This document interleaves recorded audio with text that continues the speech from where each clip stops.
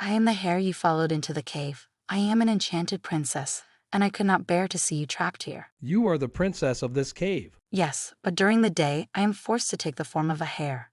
It is only at night that I am free to be myself. I cannot thank you enough. Is there anything I can do for you in return? It was the least I could do. But now you must hurry back to your father. I fear he needs you more than ever. Once upon a time, in a kingdom nestled between towering mountains and rolling green hills, there lived a young king named Marcus. King Marcus was beloved by his people for his kindness and wisdom, but he had fallen gravely ill. His only son, Thomas, who was known for his adventurous spirit and kind heart, was determined to find a cure. Now, Thomas was not just any prince. He was a prince who loved to explore the forests that bordered the kingdom. He had a special connection with nature, and the creatures of the woods seemed to trust him. It was no surprise that when the royal physician suggested a special broth made from the meat of a hare as a remedy for the king's illness, Thomas volunteered to fetch it himself. Early one morning, with the sun just beginning to paint the sky in hues of pink and gold, Thomas set out on his quest. He wore simple clothes, for he wanted to blend in with the forest and not scare away the animals. Armed with nothing but a small knife and a sense of determination, he ventured into the dense woods. As he walked along the narrow path, the scent of pine and wild flowers filled the air. Birds chirped merrily overhead, and squirrels chattered as they scampered through the trees. Thomas felt at peace in the forest, his worries about his father momentarily forgotten. After walking for what seemed like hours, Thomas spotted a flash of brown darting between the trees. It was a hare, its soft fur glistening in the sunlight. Without hesitation, Thomas gave chase. The hare led him deeper into the forest, its tiny feet barely making a sound on the forest floor. Finally, after what felt like an eternity of running, the hare came to a sudden stop at the entrance of a hidden cave. Thomas skidded to a halt, breathing heavily. He peered into the darkness of the cave, wondering if the hare had led him here for a reason. With cautious steps, Thomas entered the cave. The air was cool and musty, and the only sound was the echo of his footsteps against the rocky walls. Deeper and deeper he went, following the faint trail left by the hare. Suddenly, the cave opened up into a large chamber, and Thomas froze in his tracks. At the far end of the chamber, illuminated by a shaft of light filtering through a crack in the ceiling, stood the most enormous giant he had ever seen. The giant's eyes were as big as saucers, and his beard reached down to his knees. He was sitting on a massive rock, sharpening a colossal axe with a wicked gleam in his eye. "Well, well, well," boomed the giant in a voice that shook the very ground. "What do we have here? A puny little prince trying to catch my little hare?" Thomas gulped, his heart pounding in his chest. "I mean no harm," he stammered, trying to keep his voice steady. "I only wanted to fetch a hare to make broth for my sick father, the king." The giant's eyes narrowed, and he let out a booming laugh that echoed off the cave walls. "A sick king, you say? Well, I have just the cure for him," he said, reaching out with one massive hand. Before Thomas could react, the giant had scooped him up and tossed him into a wooden box at the corner of the cave. The lid slammed shut, plunging Thomas into darkness. Inside the box, Thomas could barely move. The air was stale, and he felt a rising sense of panic.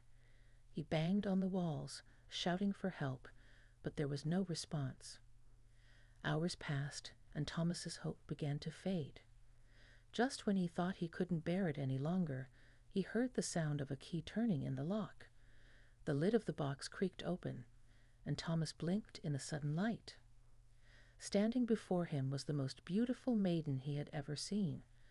Her eyes sparkled like emeralds, and her hair cascaded down her back like a waterfall of gold. "I am the hare you followed into the cave," she said with a gentle smile. I am an enchanted princess, and I could not bear to see you trapped here." Thomas's heart skipped a beat. "You are the princess of this cave?" he asked in awe. The princess nodded. "Yes, but during the day I am forced to take the form of a hare. It is only at night that I am free to be myself." Tears welled up in Thomas's eyes. "Thank you for saving me," he said, his voice choked with emotion. The princess smiled kindly. "It was the least I could do," she said. "But now you must hurry back to your father. I fear he needs you more than ever." With a grateful nod, Thomas followed the princess out of the cave. She led him through winding tunnels and secret passages until they emerged into the cool night air. The moon was full and bright, casting a silver glow over the forest. "I cannot thank you enough," Thomas said, his heart overflowing with gratitude. "Is there anything I can do for you in return?" The princess's eyes sparkled with unshed tears. "There is one thing," she said softly. "If you ever find yourself in need of help, call my name, and I will come to your aid." With a final farewell, the princess disappeared into the darkness of the forest, leaving Thomas alone with his thoughts. He hurried back to the palace, his mind racing with everything that had happened. When he arrived, he found the palace in turmoil. The king's condition had worsened, and the royal physicians were at a loss. Thomas rushed to his father's bedside, his heart breaking at the sight of the once strong king now lying weak and pale. For days and nights, Thomas sat by his father's side, praying for a miracle.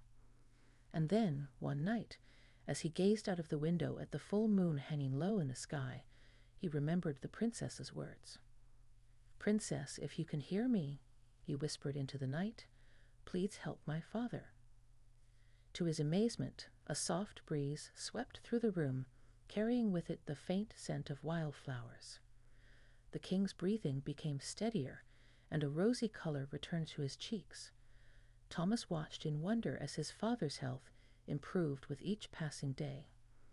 The kingdom rejoiced at the king's recovery, and Thomas was hailed as a hero. But deep down, he knew that it was the princess's magic that had saved his father. Determined to repay her kindness, Thomas set out on a new quest. He traveled far and wide, seeking out legends and stories of enchanted princesses. He faced fierce dragons, treacherous seas, and dark forests, but he never lost hope. Finally, after many months of searching, Thomas heard whispers of a princess trapped in a tower of thorns. Legend had it that she was the most beautiful princess in all the land, but her beauty was a curse that kept her imprisoned. With a heart full of determination, Thomas set out to find her. He battled through the thorny vines that surrounded the tower, his hands bleeding and his body weary. But at last, he reached the top. There, imprisoned in a tower of thorns, was the most beautiful maiden he had ever seen.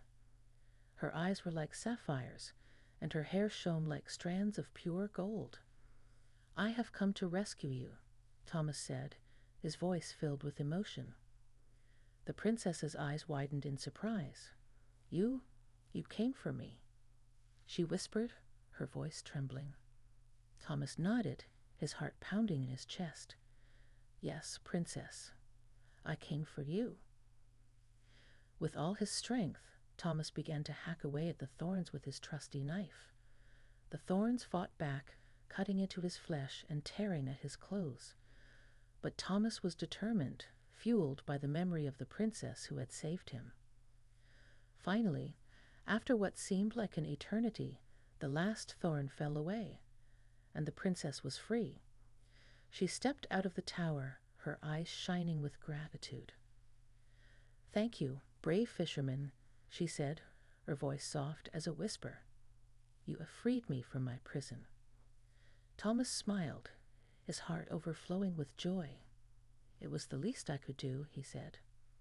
Together, they traveled back to the kingdom, where they were greeted with cheers and celebrations. The king was overjoyed to see his son return, and he welcomed the princess with open arms. And so Thomas and the princess were married in a grand ceremony, surrounded by their friends and loved ones. The kingdom rejoiced at their union, and they lived happily ever after. Her magic forever a part of his life. Thanks for watching. Kindly subscribe my channel and share your thoughts.